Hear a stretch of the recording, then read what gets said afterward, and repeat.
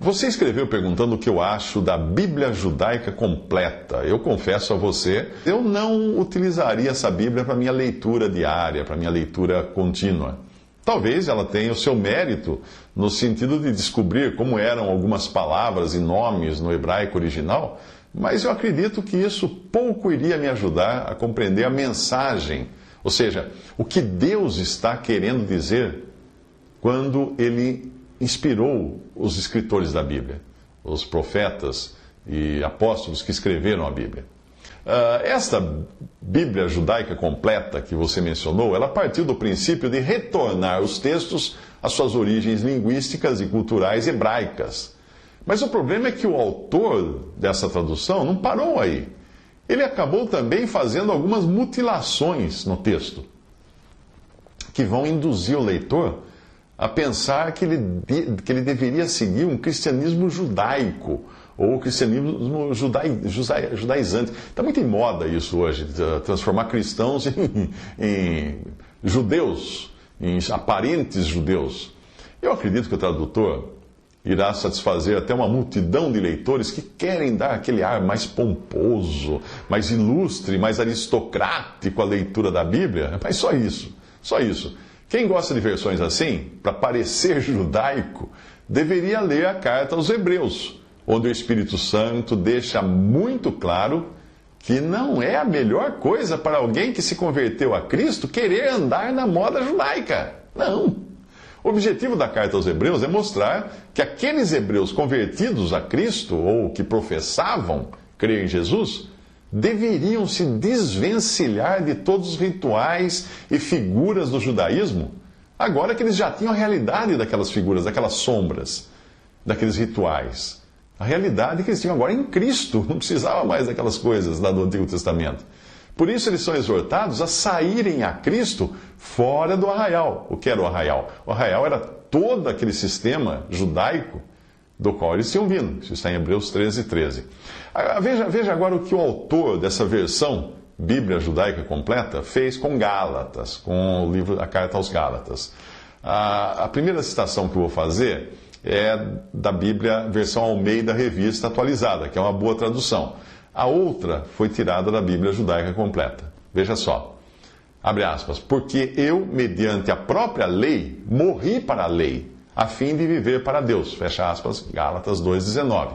Versão revista Almeida Revista Atualizada. Porque eu, mediante a própria lei, morri para a lei, a fim de viver para Deus. Compare agora com a outra. Pois foi através de deixar a Torá falar por si mesma que eu morri para a má interpretação tradicional dela, que é legalista, de modo que eu pudesse viver em relação direta com Deus. Gálatas 2,19. Sabe o que me lembra isso daqui, essa tradução aqui? Me lembra um irmão que uma vez ele foi para o Japão. E aí ele foi pregar o evangelho e tinha um japonês traduzindo do inglês para o japonês. E ele ficou muito surpreso, porque as línguas, os idiomas são tão diferentes, que às vezes ele falava uma frase de 10 palavras e o irmão japonês falava uma palavra em japonês que traduzia tudo aquilo. E às vezes ele falava uma palavra e o irmão japonês falava 10 palavras. Ele não entendeu exatamente qual seria a relação da tradução. Aqui, um versículo com poucas palavras, que é Gálatas 2,19, porque eu, mediante a própria lei, morri para a lei, a fim de viver para Deus. O autor dessa tradução da Bíblia judaica diz: pois foi através de deixar a Torá falar por si mesma que eu morri para a má interpretação tradicional dela, que é legalista, de modo que eu pudesse viver em relação direta com Deus. Mas o problema com as versões modernas é que elas foram feitas tendo uma agenda em vista, e não pela simples missão de ter a palavra de Deus numa língua moderna. Não foi essa a intenção. Isso em termos médicos, isso seria como traduzir como aspirina todas as embalagens de todos os medicamentos contra dor e febre que você encontra na farmácia. Botar tudo aspirina na caixinha.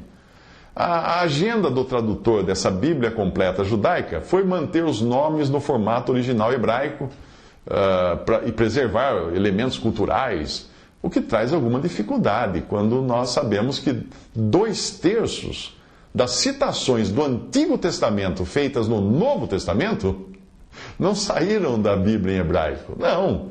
Elas saíram da versão grega, conhecida por Septuaginta.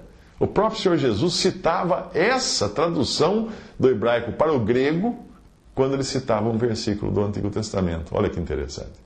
Agora, se você ainda achar que aferrar-se ao texto hebraico é bom, então o que você vai fazer nos casos em que os apóstolos citaram o Antigo Testamento de maneira diferente do original hebraico? Teriam os apóstolos se enganado? Ou estaria o Espírito Santo querendo nos dizer algo diferente ou melhor clarificado, mais bem clarificado, daquilo que ele disse outrora por boca dos profetas? Aqui vai um exemplo. Pois eles não continuaram na minha aliança e eu não atentei para eles, diz o Senhor. Isso está, o autor de Hebreus, capítulo 8, versículo 9, está citando Jeremias 31, 32. Ele cita assim: pois eles não continuaram na minha aliança, e eu não atentei para eles, diz o Senhor. Mas o problema é que em Jeremias 31, 32 diz assim: porquanto eles anularam a minha aliança, não obstante eu os haver desposado, diz o Senhor. Diferente, não?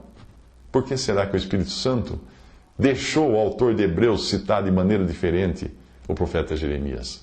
Uma outra passagem: quando ele subiu às alturas, levou cativo o cativeiro e concedeu dons aos homens. Paulo escreve em Efésios 4:8, citando o Salmo 68:18. Agora veja como está no Salmo 68:18.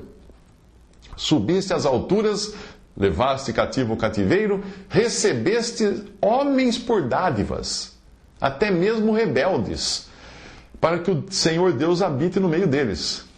Como você pode ver, traduzir a Bíblia não é uma tarefa simples, porque o próprio Espírito Santo de Deus já fez isso quando ele traduziu as escrituras hebraicas do Antigo Testamento para as escrituras gregas do Novo Testamento, ao colocar essas citações na boca dos apóstolos e profetas da igreja.